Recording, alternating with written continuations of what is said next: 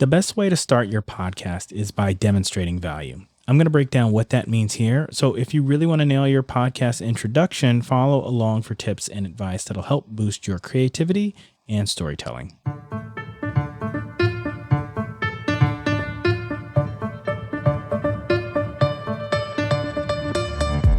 Hi, my name is Zuri Berry, and this is Podcasting with Zuri, a podcast about the craft of audio storytelling and how you can use podcasts to enhance your brand.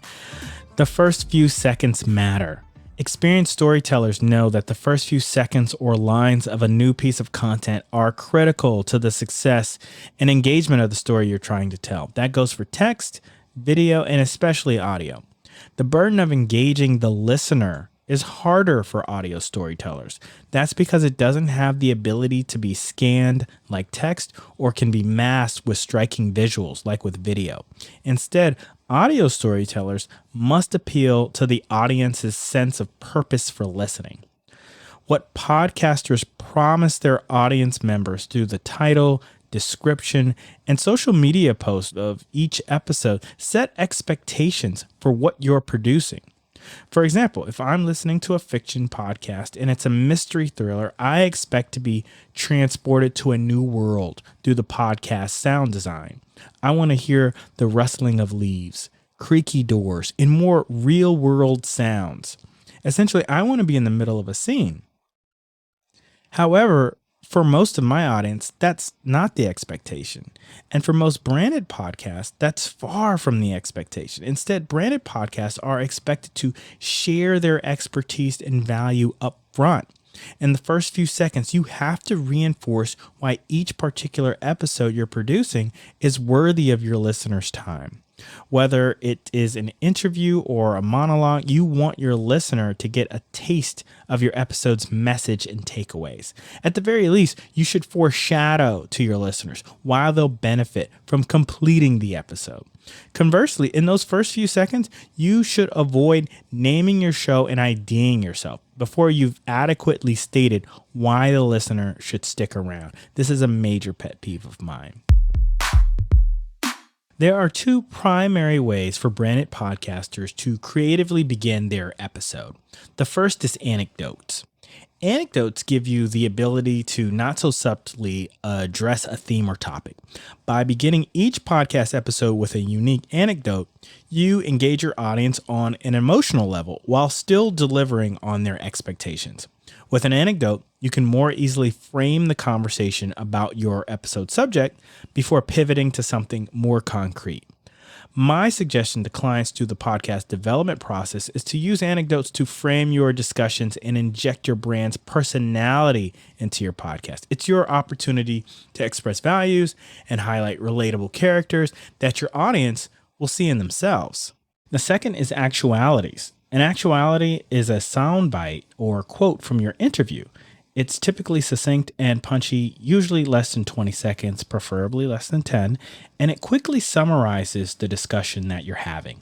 The benefit of a good actuality is that it introduces a guest and their core insights within the first few seconds of an episode. The actuality doesn't necessarily replace the need for an anecdote. They can be combined. But what it does is it gives you an easy formula to work with as you construct your episode. For example, you can start with an actuality, then transition to identifying yourself, the show, and your guest before moving into the full interview. This is a great way to signal to your audience the value of the interview. Other ways to start your podcast introduction. Sometimes getting straight to the point is best. As an editor, there have been countless times I've removed the first few sentences of a monologue or anecdote in an episode to zero in on the most valuable information. You should do the same. By removing introductory statements like, "Hi, my name is," you make space for the value statement, such as what your particular episode is about and what your listener will get out of it. Remember that listeners already have access to your show's name, the title of the episode, description, and your name as the host. That information is important, but it's secondary to expressing value. Similarly, in interviews, you can cut right to the first question of your interview in most cases and backfill any biographical information you want to share. These less creative methods save your audience time and speed up your production. Here's what you need to avoid. You should never have unnecessary chit-chat unless your brand is built off the power of your personality. So if you're Kim Kardashian, you can talk about your family issues, skincare routines, and what you ate that morning, and that would be completely on brand. But for most podcasters, that's simply not the case. It's best to avoid the weather, your weekend activities, or what you're eating unless your podcast is about those things. Otherwise, it's a waste of your audience's time, and it's certainly not a good signal to your audience that you'll take their time seriously going forward. You should also avoid oversharing biographic info for your guest. Yeah, it's important to qualify who you're speaking to, but not at the expense of your listener's attention. A good rule of thumb is to keep the info on your guest to 2 or 3 sentences. And if there's anything else that needs to be added, include that additional information as it comes up naturally in your conversation. To nail your podcast introduction, you have to cut to the chase. You have to express value first. You can do that creatively by using anecdotes that are thematically related or with an actuality that summarizes your interview. You can even combine the two.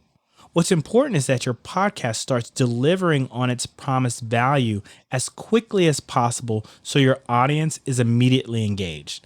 They'll thank you for it in the long run.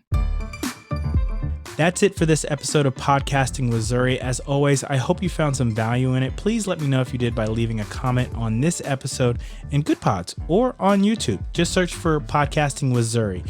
If you're trying to take your podcast to the next level, get in touch with me by visiting zmcpodcast.com. That's zmcpodcast.com. Thanks for listening.